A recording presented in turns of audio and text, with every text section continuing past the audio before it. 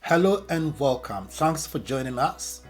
Today I speak on the topic failing forward towards success. And I start with this quote by Scottish playwright and novelist Sir James Barrie, who once said, and I quote, "We are all failures, at least all the best of us are," unquote. Which means that everyone is prone to failing at some point in life. American motivational speaker Les Brown puts it this way: that failure is not a destination, but it is an invitation to unforeseen victories, unquote. And from what Les Brown says, if you see failure in the right context and perspective, it could ultimately be the springboard to one's success. I illustrate this with an example from the 2022 FIFA World Cup football tournament. In the first game, 51st ranked team Saudi Arabia beat one of the most highly tipped teams in the tournament, Argentina. And Argentina had within their fold one of the greatest ever footballers, perceived by some people to be probably the greatest of all time, Lionel Messi, within the team. Despite losing this first match to Saudi Arabia, with many people writing them off, Argentina went on to win the tournament in the end, and that was the ultimate bounce back ability factor that they demonstrated. And it is testimony to the fact that failure is never permanent. According to motivational speaker John C. Maxwell, one of the most valuable attributes of great leaders and successful people is their ability to fail forward. He popularized that term, failing forwards. And what that means is being able to bounce back up to the same position when one has been knocked down. And this happens when one is able to learn from the experience and then probably move in a different direction if required. This quality is described by some people as bounce back ability factor, and that is crucial in success. It is like the roly-poly toy that children play with. Rounded at the base, if you knock it down however many times, it comes back up into the same position. That is the factor that we all need if we can learn from the experiences of perceived failure and then move forward. The reality of life is that we all make mistakes. We all encounter what can be termed as failure at some point in our lives. But from what John Maxwell says, the ability to perceive such incidents, happenings in the right context is critical, because that determines the right response. Nothing in life probably has the same impact as being able to perceive failure in the right context and to respond in the right way. With that understanding, John Maxwell goes on to admonish that we should fail early, fail often, but always fail forward. So, in trying to apply this, I ask this very important question and ask you to think about it. What do you dream of achieving in life? And my response is that whatever you dream of and whatever better standard of life, quality of life that you want, unfortunately, no matter how gifted and talented, knowledgeable you are, you will make mistakes along the way. It has been said that failure is the price that one pays on the road to success.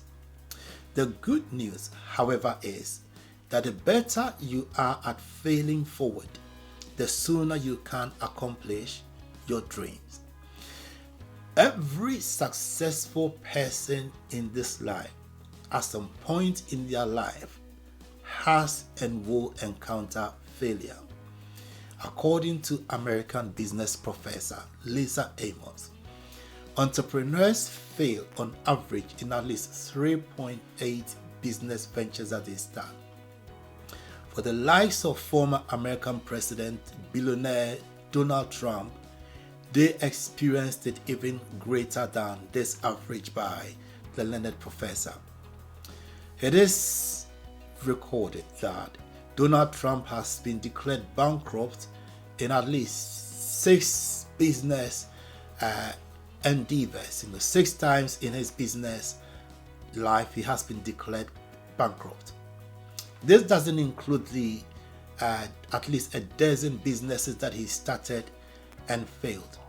But every time Donald Trump has failed, he has bounced back. Successful entrepreneurs, according to Professor Lisa Amos, are not deterred by mistakes or failure because they don't see setbacks as failures. They recognize these as steps forward, whatever the circumstances. They understand that 3 steps forward and 2 steps back still means you've moved forward by 1 step. Tesla is an example that typifies this. For a long time, they were not making profits. In 2008, it nearly went under with no financing to move it forward. But fast forward a few years, maybe a decade forward, and Tesla is one of the most profitable and a leading pace setter in the electric car manufacturing business. At some point, Elon Musk, CEO of Tesla, who in 2008 couldn't find enough financing to move it forward, a decade down the line, at some point, he was rich. He had a net worth of about 250 billion, which made him the richest person in America. And that typifies the bounce back ability factor, recovering from failure and turning it around. American basketball coach Rick Pitino says, and I quote, "Failure is good. It is fertilizer," unquote. He goes on to explain that everything that he's learned in the field of basketball has been learned through his experiences of failure. There is an old Texas saying that says, "It doesn't matter how much milk you spill as long as you don't lose the cow." Now the problem arises when people focus just at the spilled milk and forget the bigger picture. Management guru Tom Peters puts it this way: if silly things were not done, intelligent things would never happen, unquote. And I add another quote from Washington Irving, who says that little minds are subdued by misfortunes, but great minds rise above them, unquote. So the problem arises when people get fixated on the incidents of failure rather than the bigger picture and the lessons that can be gained from them. If you're watching me, you may be familiar with Thomas Edison, credited as the inventor of the filament bulb.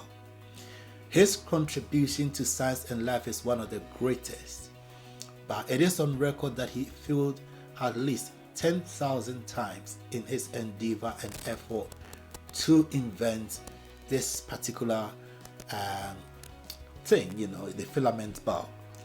But his attitude to failure was profound, because every time he tried and failed, he said that I've just found one way that you cannot get light. And that is a really positive attitude, because for him, failure was irrelevant, but the experience and the lessons was what was most important. Whatever situation one finds themselves in, whatever adverse conditions, there are always useful lessons that one can learn. When David in the Bible met Goliath, with Goliath taunting him and all Israelites, what he did was to pick his stones and got ready for the battle. He swung his sling, hit Goliath with the stones he picked, and the rest, they say, is history. That is what happens when we focus under adverse conditions and pick our stones, the tools, and the lessons that we can. Every experience presents stones and the tools that can be used to progress. So you may be down today, but you are not out, as long as you are able to identify the lessons that one can from that situation. There is a Yoruba proverb from Nigeria that says that you may not be responsible for falling down, but you are responsible for rising up, unquote. That means that it doesn't matter how you got down, however many times you may have tried to get up. The responsibility for rising up is yours and yours only. Remember the story of the cripple at the Bethesda pool in the Bible. For 38 years, this man had tried and failed to get to the pool after the waters were stirred. But that man must be respected because he never gave up, and ultimately his day came, his moments came, and he got the healing that he deserved. I leave you today with some golden nuggets, some words of wisdom from some sages that we all probably have heard about. In the words of Richard Branson, British billionaire, do not be embarrassed by your failures. Learn from them and start again, unquote. Ralph Waldo Emerson puts it this way: the greatest glory in living lies not in never failing, but in rising every time we fail. And in the words of C.S. Lewis, failures, repeated failures, are finger posts on the road to achievement. One fails forward towards success. Well, that is about all that we've got time for. Thank you for watching. We appreciate this, your time that you spend watching us. I will encourage you to subscribe to this channel if you haven't done so already. It helps grow the channel. Please like this video, share it with friends and family, and keep coming back for more. This has been brought to you by Christian Leadership Ministries. We believe that we're working to raise a new generation of leaders who are well suited for the challenges of our time. And I invite you to keep supporting us and working with us to achieve this. Thank you once again, and don't forget, you are destined for greatness. You are meant to be the head, but not the tail. I will see you, hopefully, at the very top of this life. God bless, and thank you once again.